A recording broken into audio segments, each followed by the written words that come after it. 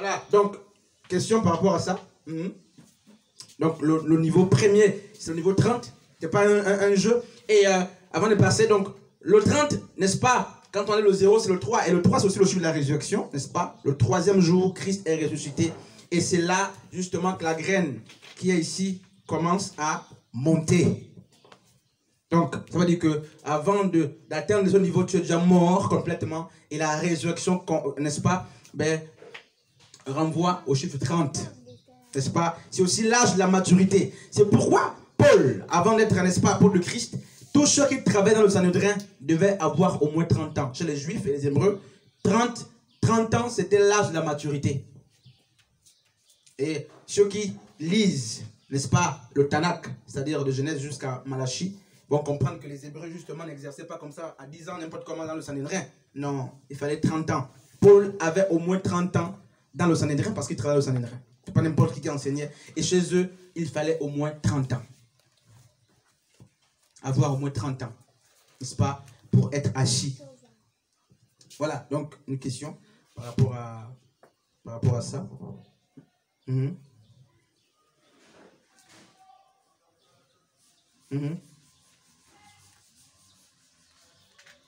C'est bon? Sur Gaëla, sur Lady, sur Larissa, Maman Canel, frère, c'est bon? Parce que je peux vous poser des questions moi-même après. Oui, frère? Sur Myrni, sur Doris? Frère? Sur Joss? Ok, donc ça nous rassure, on peut passer à autre chose. Maintenant, on a le deuxième niveau qui est, n'est-ce pas, le niveau 60. Et les Hébreux disent c'est Samesh, n'est-ce pas? C'est comme ça qu'ils disent ça. Et ça correspond au chiffre 15. Donc au 15e, à la 15e, n'est-ce pas, la 15e lettre de l'alphabet, n'est-ce pas? Et la 15e lettre de l'alphabet, en fait, a la forme, n'est-ce pas, du tronc. L'alphabet hébraïque, bien entendu. Donc, ça veut dire que tu es au niveau 3, et tu montes, n'est-ce pas? Le tronc, c'est quoi? C'est la colonne. Vous voyez, nos maisons au village, il y avait toujours un poteau là, au milieu, n'est-ce pas, qui soutenait pratiquement toute la maison, hein, pratiquement. C'est justement le... Hein?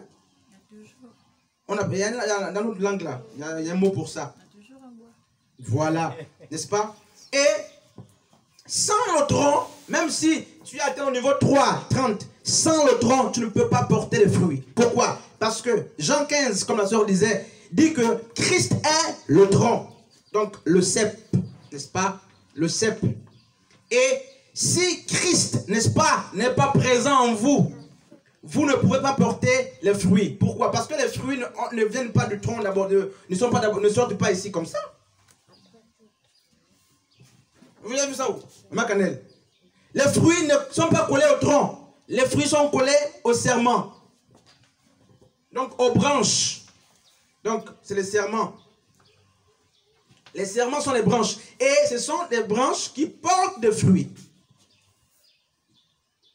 N'est-ce pas? Et donc, vous avez commencé la maturité avec Jésus. Ok, Jésus est au fond de moi. Mais vous avez refusé d'être greffé au tronc de l'arbre. Comment vous voulez porter des fruits? Oui, c'est vrai, mais Jésus a été enseigné. Oui, bien, la doctrine, tu connais. Mais tu refuses d'être greffé. N'est-ce pas? Mais tu ne peux pas porter les fruits. Pourquoi? Parce que toi, en tant que serment, en tant que branche, toute ta vie dépend, n'est-ce pas, non seulement de la racine, mais surtout aussi du tronc de l'arbre. Parce que le tronc de l'arbre, qui est l'image de Jésus-Christ, justement, puise dans, n'est-ce pas, la terre, tout ça, les sels minéraux, l'eau, pour nourrir justement les serments qui doivent ensuite porter les fruits. Et vous comprenez que les fruits, les fruits que les serments portent ne sont pas les fruits des serments, c'est les fruits du tronc. Ce sont les fruits qui appartiennent au tronc. Mais le tronc les fait porter, nous les fait porter. Parce que les fruits, c'est quoi? C'est le réseau des informations qui sont ici. La sève, l'eau, tout ce qui passe ici. C'est ce qui se matérialise ici. Et nous, puisque nous sommes greffés, alors les fruits que le tronc, n'est-ce pas, a dedans de lui, ces informations spirituelles, il nous les communique, ça c'est matériel, c'est pas les fruits. Et par parmi ces fruits, on a la sanctification. Romains 6, 22. On a la sanctification. Parce que aussi les gens disent que la sanctification, c'est même fruit de l'esprit. On va les lire. Là. Quelqu'un va lire un peu ça. Parce qu'on dit non, mais la sanctification n'est pas un fruit de l'esprit. Sœur Gaïla, tu peux lire. Tu as la page. Romains 6, 22. Un passage comme ça.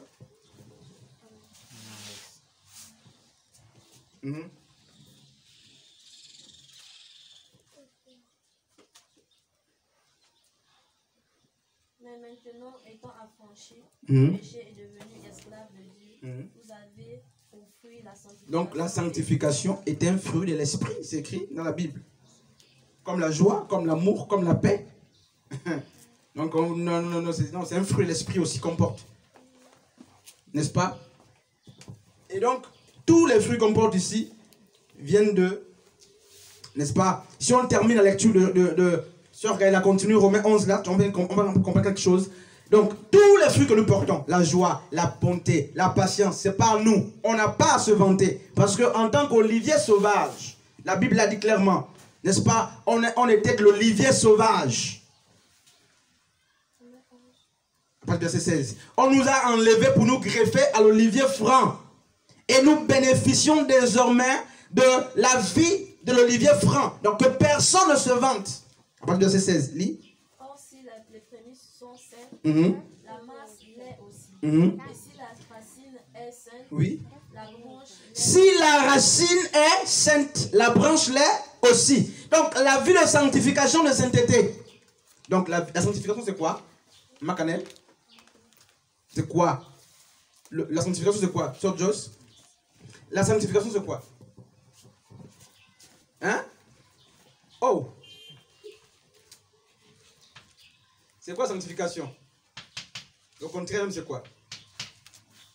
C'est le désordre. Le contraire de la sanctification, c'est l'anarchie. C'est le désordre. Donc, la sanctification, c'est quoi? C'est l'ordre. En fait, c'est la manifestation de la nature de Dieu dans la vie de l'homme. C'est-à-dire quand quelqu'un en joie, quelqu'un n'aime pas le péché, quelqu'un, n'est-ce pas, a l'amour, la bonté, c'est la manifestation du caractère de Dieu dans la vie de l'homme. Et ça veut dire quoi? C'est pas affaire de copines, de copains, comme on dit les églises où vous limitez la sanctification sur ça. Non, c'est l'ordre dans tous les domaines de ta vie, l'ordre. C'est l'ordre que Dieu impose dans ta gestion de salaire, dans ton langage, dans ton comportement, à tous les niveaux de ta vie, à l'ordre. C'est ça la sanctification? C'est pas parce que tu n'as pas deux maris ou trois maris? Vous pensez que c'est ça? Mais après, c'est grave, je vous dis. Hein? Donc, il n'y a pas que ça, en fait. C'est qu'on va dire, non, il n'y a pas que ça. Donc, c'est l'ordre que, n'est-ce pas, Dieu, la présence de l'Esprit de Dieu impose. Et ça veut dire quoi? On a dit, si la racine est sainte, les branches le sont aussi.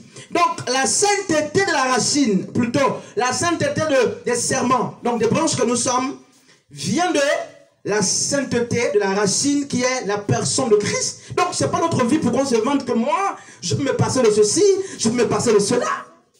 Il faut rendre grâce, lis ma soeur. Il faut rendre grâce à Dieu. C'est, oui? Continue. Mais si quelques-unes des branches ont été retranchées, et si toi qui étais un olivier sauvage... Si toi qui étais un olivier sauvage, d'où on était l'olivier sauvage? N'est-ce pas? Tu as été hanté à leur place, rendu par participant de la racine et de la graisse de l'olivier. Ne te glorifie pas. Vas-y. Au dépend de ces branches. Si tu te glorifies, sache que ce n'est pas toi qui portes. Ce n'est pas toi qui portes. Mais que c'est la racine. Voilà. C'est pas toi qui portes la racine. C'est la racine qui te porte. Hein, sœur? Donc, nous là, c'est Christ, la racine qui nous porte. Donc, tout pour nous là, on ne peut pas se glorifier, prêcher, chanter. Tout ça, c'est Christ.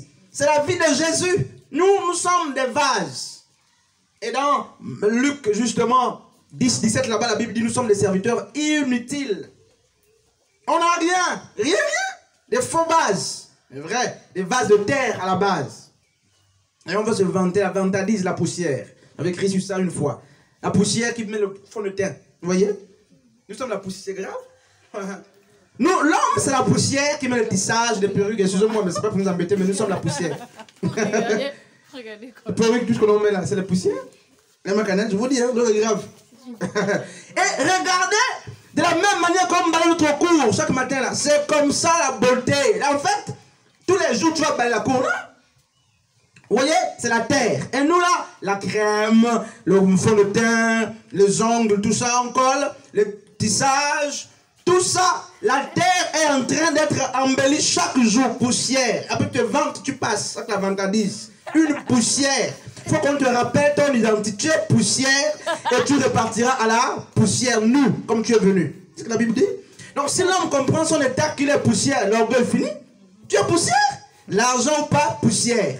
Marié ou pas, poussière. Covo, cheveux ou pas, poussière. Noir, blanc, tu es poussière. Et tu ne vas pas échapper à ça. Jean Mili, je te dis poussière. N'est-ce pas? Non, ça dit nous sommes poussière, pas toi, hein, nous sommes des poussières. Nous sommes des poussières. Et regardons l'orgueil que nous avons. Hein? Moi j'ai un master, moi j'ai un bac. La poussière a fait l'école. Ah, c'est grave, je vous dis. Une poussière qui se vante. Oh, moi, je m'habille. Moi, j'ai l'argent. J'ai une grande maison. J'ai beaucoup de cheveux. J'ai beaucoup de tissage. Des mèches. Je mets le fond de teint. C'est la poussière, je vous dis. Frère, je te dis, c'est la poussière. Nous tous, là, c'est la poussière. Qui est orgueilleuse. Une poussière orgueilleuse. Que Dieu nous aide. Hein? Et on se vante. Moi. Et Jésus dit, qu'as-tu que tu n'aies reçu? Vous voyez? Tout pour nous, là, les noms, tout ça, on a reçu. Tout. N'est-ce pas? J'ai posé la question à quelqu'un, ça fait quelques jours, que dis-moi ce que tu as, que tu n'as pas reçu. Oh, moi dis-moi un seul élément, même le nom que tu portes. Tu es influent à quel niveau même? L'éducation, on a donné, on t'a imposé, tu réfléchis comme ça, c'est l'école, on t'impose les doctrines d'école. Toi, tu n'as jamais créé quelque chose, tu n'inventes rien, on t'impose à l'école, tu es intelligent. Sur les théories des autres, tu es intelligent. Vous voyez? Moi, je maîtrise la chimie, je maîtrise les maths, je maîtrise l'espagnol. Toi, tu maîtrises les choses que les autres ont mises en place. Et tu te vantes de ça, d'être intelligent. Je suis fort, hein, frère. Tu te dis, je maîtrise ça. Le piano, c'est toi qui as créé tout ça. Je suis bon en maths, les formules qu'on t'a imposées même. Tu ne connais pas si c'est vrai ou faux. On t'impose ça, tu étudies. On étudie. En fait, tout est mis en place pour nous formater. Et on se glorifie de la connaissance. Là, moi, j'ai fait des longues études, n'est-ce pas? Vous voyez, j'étais là-bas, j'ai fait ceci, cela. Ah! Tu ne fais qu'apprendre quoi? Hein? Descartes a dit. Et Descartes a dit. Platon a dit. Il a dit. C'est quelqu'un qui a dit. Toi, tu dis quand? Tu as dit quand? Poussière. C'est la poussière, je vous dis. La poussière qui se vante, n'est-ce pas, je vous dis. Hein? Et donc, je vous dis, regardez. Ah, que Dieu nous aide, vraiment. Hein? Quand je lis ces enseignements, je comprends, je dis, ah, Seigneur, c'est la poussière. Et vous savez qu'on va mourir nous tous. Sauf si Dieu nous fait grâce de nous enlever. Mais sinon, personne ne va échapper à la mort. Et je marchais au Carrefour André, là. Hier, je me disais, ah, c'est quoi? Non, je veux mourir. Donc, la mort est avec nous, là, tous les jours. On se balade avec ça. Mais on se vante, on est sans humilité. Je ne sais pas ce qui se passe. À tout moment, Dieu t'enlève, tu es parti. Tu as quoi? Tu as quel pouvoir? Oui, l'homme est faible, il n'est pas libre. Vous adorez Dieu, maintenant nous on fait l'orgueil. Bref. Et on va vraiment avancer, on va terminer. Et donc, qu'est-ce qui se passe? Donc, on va terminer par ça. Et voilà. Donc, on a la mèche, justement, la mecque aussi. Donc, qui représente, n'est-ce pas, le tronc, n'est-ce pas, le cep, Jésus-Christ. Remarquez que la racine, c'est Jésus. Donc, la base, c'est Jésus. Le tronc, c'est encore Jésus. Sur Mélie. On va lire un texte.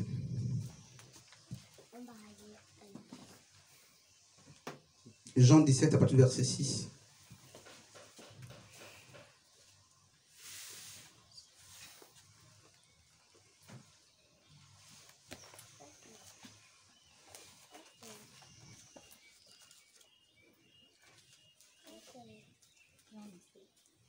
Verset 6.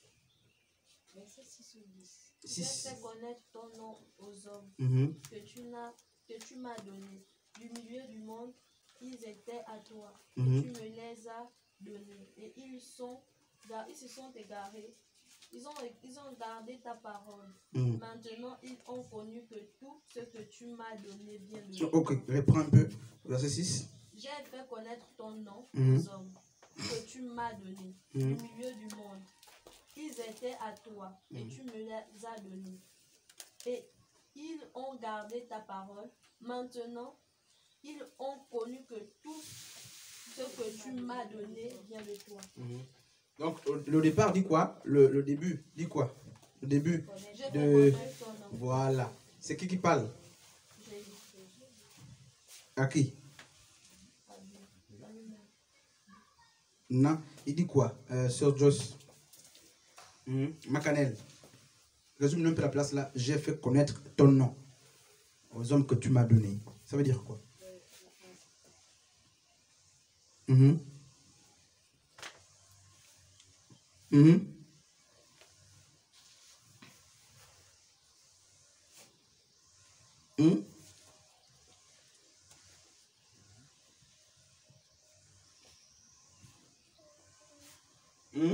J'ai fait connaître ton nom aux hommes que tu m'as donné.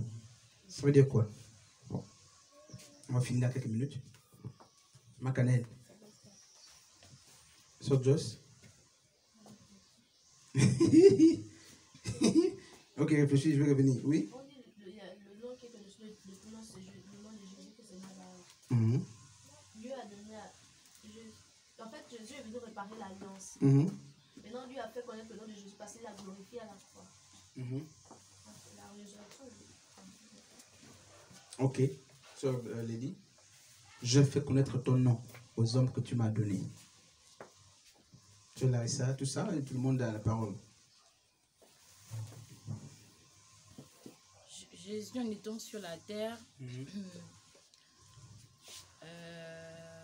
dira qu'il a pas vanté, il a parlé de celui qui a créé le ciel et la terre. En fait, Jésus sur terre a eu à publier, comme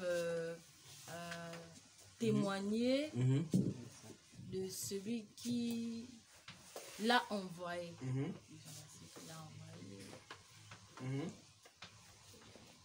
Et de là, il a aussi fait connaître le nom voilà, de celui qui l'a envoyé. Sœur Joss, Sœur Doris. Je t'ai fait connaître aux hommes que tu m'as donnés du milieu du monde. Ils étaient à toi et tu me les as donnés et ils ont gardé ta parole. Ok, c'est Jésus qui dit, j'ai fait connaître ton nom, non? C'est quel nom qu'il a fait connaître? C'est quel nom? Donc il a fait connaître le nom de Dieu aux hommes, non? C'est quel nom? Dites-moi.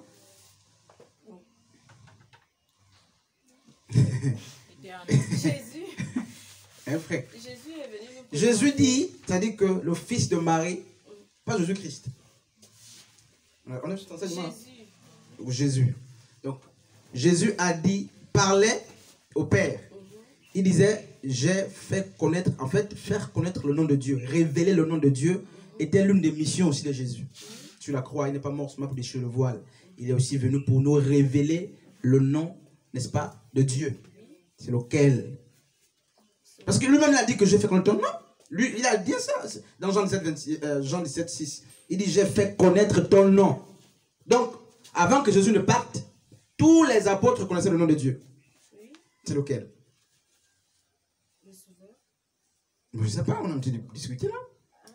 Éternel. On discute avec la parole, on discute, on est en train de discuter. Donc, chacun a la parole pour dire quelque chose. Ça veut dire que le nom de Dieu n'était plus un secret avant que Jésus ne parte. Ce nom qui était hier un mystère, un grand mystère. C'est vrai avec Moïse, Yahweh. il a révélé Yahweh, n'est-ce pas, le tétragramme, n'est-ce pas? C'est ça? C'est quoi? Voilà. Et on a déjà vu l'explication de ce nom-là, n'est-ce pas? On a dit, ça c'est la louange, n'est-ce pas? Ça c'est la croix. Yod et Vav et. Donc le Yod c'est la louange, non la croix. Le et justement. Non, il faut qu'on explique ça bien, sinon ça peut amener un problème. Yahvé. C'est Yahvé justement le nom le plus connu de Dieu. Yahvé là. Les gens se disent Yahvé, Yahweh. Et le premier réformateur biblique, celui qui a écrit pour la première fois la Bible en français, c'est Calvin. On a déjà vu cet enseignement. C'est le cousin, n'est-ce pas? C'est le cousin, celui-là, Luther, tout ça. Et il a transcrit le nom de Yahvé, n'est-ce pas? Par éternel. Quand vous voyez le nom éternel là, c'est le mot Yahvé qu'il a parcouru la Missa. Mais en fait, ce mot-là, composé de 4 lettres, on dit tétragramme parce que tétra veut dire 4 en hébreu. Gramme, c'est les lettres, gramma. Donc 4 lettres. Le nom de Dieu le plus connu, c'est les 4 lettres quand c'est révélé à Moïse. Yod, on a déjà vu cet enseignement pour ceux qui étaient là. C'est la croix. On a vu E, c'est la louange. N'est-ce pas? C'est la louange. Et on a dit Vav. Vav, c'est les clous. Et on a vu le E, c'est la louange. On a déjà vu. Donc on a dit justement que Yod et Vav, il y a un autre E ici. Yod et Vav E, c'est le nom de Dieu le plus connu. N'est-ce pas? Et il signifie quoi? Et regardez ce qui se passe dans Acte 4, 12. Pierre, lorsqu'il prêchait, disait: il n'y a de salut en aucun autre, car il n'y a sous le ciel aucun autre nom qui a été donné parmi les hommes par lequel nous devions être sauvés. C'est le nom de Jésus-Christ. Or, Jésus là signifie quoi? Jésus signifie le tétragramme sauve. Voyez? Donc, le tétragramme sauve. Sauver. Donc, dans le nom de Yahvé, il y avait déjà Jésus dedans. Dans le nom de Yahvé, il y avait déjà la prophétie de la croix. Et dans Philippiens, on l'a lu la dernière fois, n'est-ce pas? Même dans Acte 2, 36, Pierre dit: ce Jésus que vous avez crucifié, Dieu a fait de lui Christ et Seigneur. Et dans Philippiens, Paul dit, n'est-ce pas? Il n'a pas regardé son égalité avec Dieu, il s'est humilié, il a pris l'apparence d'un homme, tout ça. C'est pourquoi Dieu l'a souverainement élevé et lui a donné le nom au-dessus de tous les noms. Et donc Jésus, avant de partir, il dit: je leur ai fait connaître ton nom. Donc le nom de Dieu n'était plus un mystère depuis Jésus parce qu'il avait déjà révélé. Il avait déjà révélé. Et Yahvé signifie Jésus sauve. En fait, le tétragramme plutôt